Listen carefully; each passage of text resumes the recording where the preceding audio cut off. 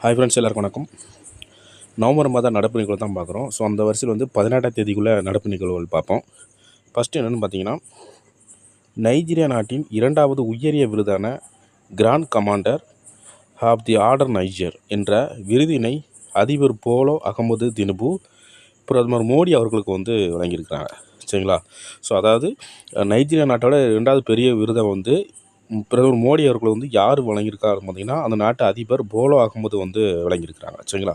So அந்த விருதை அதாவது மோடி இது வரைக்கும் மொத்தம் எத்தனை விருது வாங்கியிருக்கான்னு பார்த்தீங்கன்னா 17 விருதுகள் வாங்கியிருக்கிறாங்க. சரிங்களா?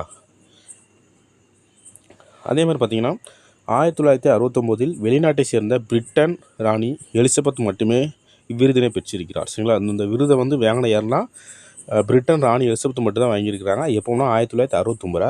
அதுக்கப்புறம் இப்போ பிரதமர் மோடி அவர்கள் 2004 வாங்கியிருக்கிறாங்க. 2024 வாங்கியிருக்காங்க. சரிங்களா? அடுத்து பார்த்திங்கன்னா,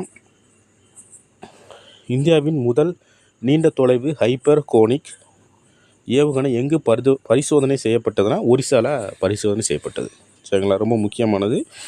அடுத்து 3 பார்த்திங்கன்னா, திருமலை திருப்பதி தேவஸ்தான செயல் அதிகாரி ஷியாம் ராவ் யாருன்னா ஷியாம்ராம் அவர்கள் அறங்காவலர் குழு உறுப்பினராக பொறுப்பேற்றுள்ளார்.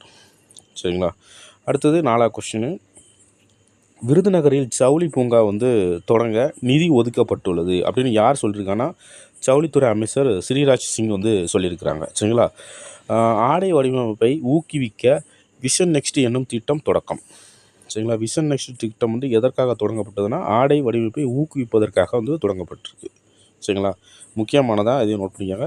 அடுத்தது பார்த்திங்கன்னா, உலகக்கோப்பை கேரம் போட்டியில் சென்னையை சேர்ந்த வீராங்கனை காசிமா முதலிடம் பெற்றார். ஸோ இந்த உலகக்கோப்பை போட்டி எங்கே நடந்துச்சுன்னா அமெரிக்காவில் நடைபெற்ற 6வது உலகக்கோப்பை போட்டி கேரம். ஸோ இதில் யார் வின் பண்ணிருக்காங்கன்னா சென்னையை சேர்ந்த வீராங்கனை காசிமா ஃபஸ்ட் பிளேஸில் வின் பண்ணியிருக்கிறாங்க.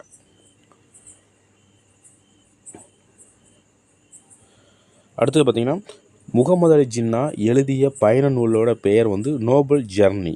சரிங்களா? அவர் எழுதிய பயண நூல் எதுனா நோபல் ஜர்னி. அடுத்த 7வது கொஸ்டின் பார்த்திங்கன்னா, புவி வெப்பநிலை ஆண்டுக்கு சராசரி இயல்பை விட 1.1 டிகிரி செல்சியஸ் அதிகரிச்சிருக்குன்னு சொல்கிறாங்க. சரிங்களா? ஸோ இது 2040க்கு எவ்வளோ அதிகரிக்குன்னு சொல்கிறாங்கன்னா 1.5 டிகிரி அதிகரிக்க வாய்ப்பு. சரிங்களா? 1.1லேருந்து 1.5 டிகிரி அதிகரிக்க வாய்ப்பு எப்போம்னா 2040க்குள். சரிங்களா? அடுத்தது 1995 ஐநா சபையின் முனைப்பு காரணமாகத்தான் முதல் பருவநிலை உச்சி மாநாடு கூடியதாக சொல்லுது. ஸோ அதே மாதிரி பார்த்திங்கன்னா, இப்போ 28 மாநாடு எங்கே நடைபெற்றுன்னா துபாயில் நடைபெற்றது. இப்போ நடக்கிற மாநாடு அதாவது இப்போ நடைபெற்ற மாநாடு 29ஆம் மாநாடு.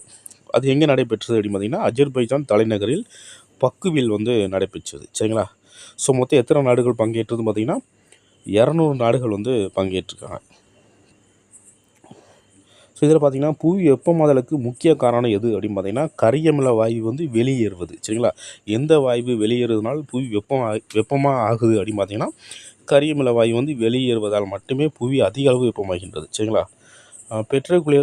பெட்ரோலிய கிணறு அதிகம் காணப்படுவது எங்கன்னா துபாய். 2023 ஆய்வின்படி 13 நாடுகள் தான் 70% கரியமில வாயு வெளியேற்றத்துக்கு காரணமாக இருக்குது. சரிங்களா? எப்போம்னா 2023 ஆய்வில் எத்தனை நாடுகள்லாம் 13 நாடுகள் 70%க்கு மேலே கரியமில வாயு வெளியேறுவதற்கு முக்கிய காரணமாக இருக்குது அப்படின்னு ஒரு டேட்டா சொல்லியிருக்காங்க. அடுத்தது 29வது பருவ உச்சநிலை மாநாடு நேரடியாக பங்கேற்காத நாடுகள் எல்லாம் பார்த்திங்கன்னா America, India, China, Indonesia. So இந்த 4 நாடுகள் டைரெக்டாக பங்கேற்கலை. சரிங்களா? அடுத்து பார்த்திங்கன்னா, முத்துலட்சுமி மகப்பேறு நிதியுதவி முறைகேட்டை தடுக்க புதிய திட்டம் அனைத்து செயல்முறைகளை QR குறியீடு மூலம் அறிந்து கொள்ளலாம் அப்படின்னு சொல்லியிருக்கிறாங்க. சரிங்களா? அதோட பேர் என்ன? முத்துலட்சுமி மகப்பேறு நிதியுதவி திட்டம். சரிங்களா? நோட் பண்ணி வச்சுக்கோங்க. அடுத்து பார்த்திங்கன்னா, நாட்டின் சிறந்த காவல் நிலையம் எது அப்படின்னு பார்த்திங்கன்னா ஒடிசா மாநிலத்தில் உள்ள கஞ்ச மாவட்டம் படாப்பூர். சரிங்களா? சிறந்த காவல் நிலையம் எங்கன்னா படாப்பூர். எந்த மாநிலம்னா ஒடிசா கஞ்சம் மாவட்டம். சரிங்களா? அதாவது 113 ஆண்டாக இந்த காவல் நிலையம் செயல்பட்டு வருகிறது. சரிங்களா? அடுத்து பார்த்திங்கன்னா, 2022 வெளிவந்த லீ மஸ்க் திரைப்படத்திற்கு சிறந்த மெய்நிகர் தொழில்நுட்பத்திற்கான விருது வாங்கியவர் யாருன்னா AR ரஹ்மான். அடுத்து பார்த்திங்கன்னா, மினி யூனிவர்ஸ் இறுதிப் போட்டியில் பிரபஞ்ச அழகி பட்டத்தை வென்றவர் யாருன்னா விக்டோரியா கியார் தில்மார்க். சரிங்களா, விக்டோரியா கியார் தில்மார்க். அவங்க வந்து ஒரு டென்மார்க்கை வந்து சேர்ந்தவங்க. சரிங்களா. ஸோ அதிலே வந்து 2ஆம் இடம் பிடித்தவர் யார் அப்படின்னு பார்த்தீங்கன்னா சிதிமா அட்சினா. ஸோ இவங்க வந்து நைஜீரியா. 3ஆம் பிளேஸ் யாருன்னு பார்த்தீங்கன்னா மரியா ஃபெர்னாண்டா. இவங்க வந்து மெக்சிகோ. சரிங்களா, ரொம்ப முக்கியமானது, நோட் பண்ணிக்கோங்க. ஃபஸ்ட்டு பிளேஸில் யார் இருக்கா அப்படின்னு ஃபஸ்ட்டு பிளேஸில் யார் இருக்கான்னு பார்த்தீங்கன்னா விக்டோரியா கியார் தில்மார்க்கு. அடுத்து வந்து 2ஆம் பிளேஸில் வந்து இருக்குது சிதிமா அட்சினா. 3ஆம் பிளேஸ் வந்து மரியா ஃபெர்னாண்டா. அடுத்து கடைசியாக கொஸ்டின் பார்த்தீங்கன்னா 1966 ஹரியானா தனி மாநிலமாக உருவானது. சரிங்களா. ஸோ இதுதான் 17ஆம் தேதி நடப்பு நிகழ்வு. ஸோ எல்லாத்தையுமே நோட் பண்ணி வச்சு படிச்சுக்கோங்க. தேங்க்யூ.